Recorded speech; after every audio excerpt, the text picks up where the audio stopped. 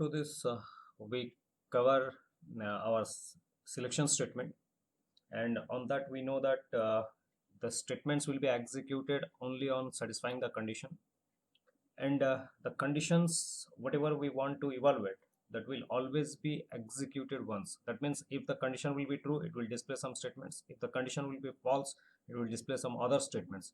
But can we repeat some statements depending on the conditions? The answer is yes. And if we want to do that, then we have to go for iteration or looping statement.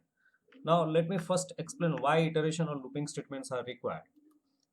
The main purpose, as I said, of iteration or looping statements are we have to repeat some of the statements. We have to repeat some statements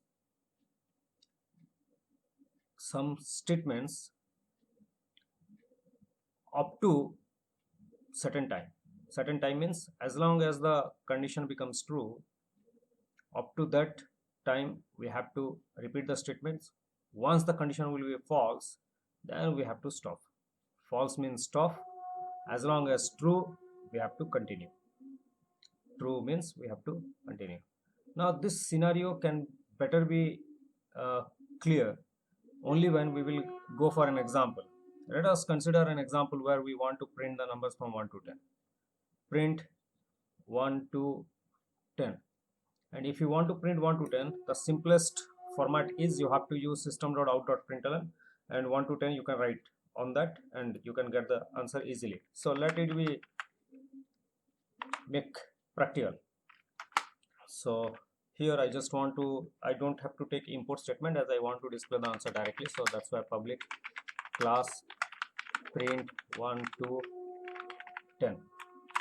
Now it is public static void main string args. Now curly bracket we have to use, and here we have to simply write system.out.println. Within bracket we have to write 1 2 3 4 5 6 7 8 9 and 10. So let me save this one as on the same location, print 1 to 10 dot java. So now the file is saved.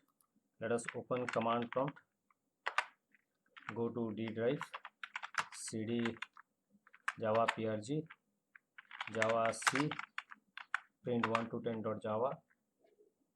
Now java print 1 to 10. So now the answer we are getting as 1 to 10. So now the question is, can we provide this answer by using a variable? The answer is yes. So then for that, what we will do, we will declare a variable as int n equal to 1, or let it be int n first, then we will initialize n with 1. The same thing on the different line or on the same line you can. So now I have to print system.out.println, let it be println, then n. Now after that, what I want to do, I want to just increase n equal to n plus 1. So now whatever value n is having, println. So whatever value n is having, it will increase the value by 1. So initially n is 1, 1 plus 1 becomes 2. Now if I will repeat these two statements another 8 times, I will get the answer. 1 2 3 4 5 6 7 8. So 8 times we have repeated. Now let us come to this part, compile the program and run the program. So we are getting 1 to 10. So now whenever you feel that you have to repeat some statements, then by that moment it is better to go for loop. So the statements whatever we have repeated is n equal to n plus 1, system.out.println. 9 times we have repeated, 9 times we have used. So instead of repeating the statements number of times, if we will go for loop, then the answer will be easily solved. So for that actually loop we need, right? So now let me come to the part.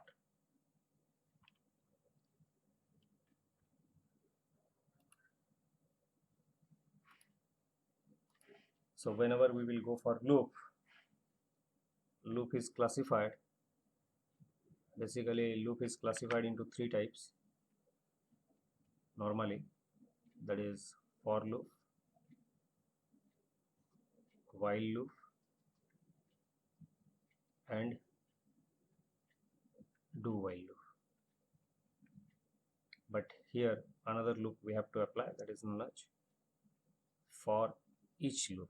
So for the time being we will discuss these three loops one by one, and for each loop we will discuss once we will go for array. So now let me start the for loop first. So once you are using for loop, you have to use a syntax.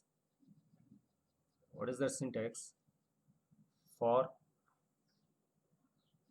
initialization,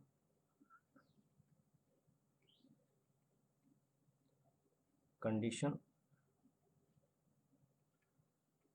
and updation.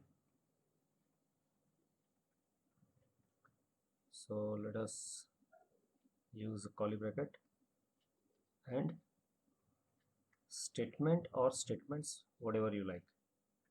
So now whatever loop you are going to consider, for loop, while loop, or do while loop, these three parts are compulsory: initialization, condition, and updation. So the pattern of writing are different from one to another. So in case of for loop we have to write on the same line, making each of them separate from one to another by using a semicolon. So if I will go for an example, then I will use this one, the same n equal to 1 I want to consider, that is int n, we have to declare the variable. Then here we have to go for n equal to 1, n is less than equal to 10, and n equal to n plus 1. Then simply you have to write system dot out dot println n. So let me make the program a correct one.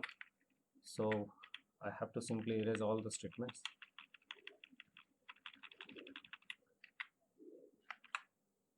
Then here I have to go for n equal to 1, n is less than equal to 10, n equal to n plus 1, then curly bracket, system dot one out dot println, simply you have to print n, curly bracket close, control save. So now I just want to run the program. Let me clear the screen. Now this is how the program will work. Now let me provide you how this program is working. Control C. I'm coming to my screen, that is add a page. Now here I want to paste.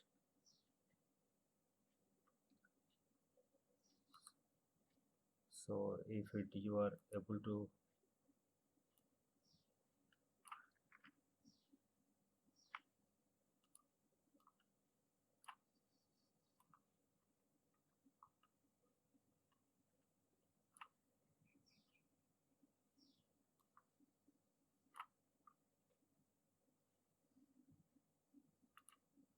okay. So now let me come to this part.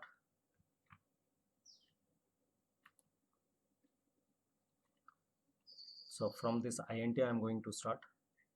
So whenever you will execute any program, every program is having two things. One is your memory, which is internally executed, and another one is your output screen, right? So first one is your memory and second one is your output screen. So whenever you will declare int n, it will occupy memory space, making n. Now for whenever it comes to 4, the first line is n equal to 1, so it will make n as 1. Now it comes to the condition, so the condition is n is less than equal to 10, so 1 is less than equal to 10, so condition becomes true. Once it becomes true, it will execute the statement which are enclosed in curly braces, so it enters into the curly bracket. Then the statement is system.out.println, and we know that system.out.println is going to print the statement on the screen, so that's why it will print 1. Now the end of curly bracket is there, so after this again it comes to this part, n equal to n plus 1. So what will happen, right side will execute first n plus 1, so n is how much, 1, 1 plus 1 is how much, 2, so 2 will be stored on the left side of equal to, that is on the same location 2 will be stored. So now after executing that, it will come to this part, 2 is less than equal to 10, again condition becomes true. Once it becomes true, it enters into your curly braces, then system.out.println 2 closing curly bracket, then n equal to n plus 1, 3 less than equal to 10, condition becomes true, enter into opening curly bracket. So opening curly bracket and closing curly brackets are known as your block, so enter into for block, system.out.println 3. So now curly bracket is there, so that's why end of for block. Now it will again increase n equal to n plus 1, that is 4. So 4 is less than equal to 2, condition true. So like that it will continue up to 4, 5, 6, 7, 8 and 9. So similarly here also the values will be changed, that is this becomes 5, 6, 7, 8 and 9. Assume 9 is already printed. Now end of for block, so it will move to n part and make a change on the value n equal to n plus 1, that is 10. So 10 is less than equal to 10, condition becomes true. So once it is true, it enters into for block, system.out.println, it prints the value, then end of for block, again it will increase the value, n equal to n plus 1, 11. So 11 is less than 10, condition becomes false, out of loop. Now the loop will stop here, it will now execute the rest of the statements.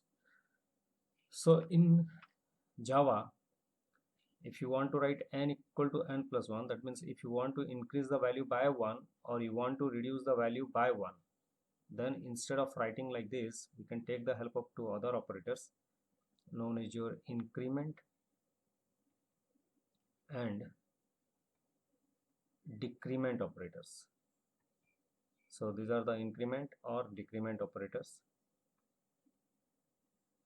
So increment operator is indicated with plus plus, decrement operator is indicated with minus minus. So instead of writing n equal to n plus 1, we can write directly n plus plus or plus plus n.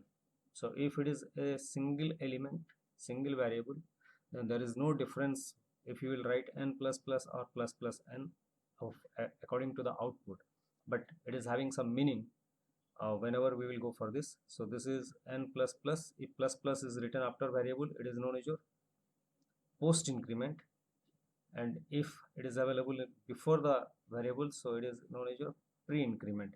Similarly, n equal to n minus 1 becomes known as your n minus minus post decrement, or minus minus n, it is pre decrement. So instead of writing n equal to n plus 1, we will go for n plus plus. Let me show you the answer. So here we will go for n plus plus. Let me run the program. So it is CLS, the same thing. Now I just want to show you that if I will write plus plus n, what will happen. plus plus, and if I will write, what will happen? So you will not get any difference right now, but there is a difference between post increment and pre increment that we will discuss in our other classes, right? So this is how actually a for loop works. So my suggestion is to make a practice of these numbers internally, and try to find out the process how it will execute one by one, and then we will discuss the rest of the loops whatever we have. So for the time being, this much. We will move to next class by using some more examples. Along with that, we will try to solve a while loop and do while loop. Thank you.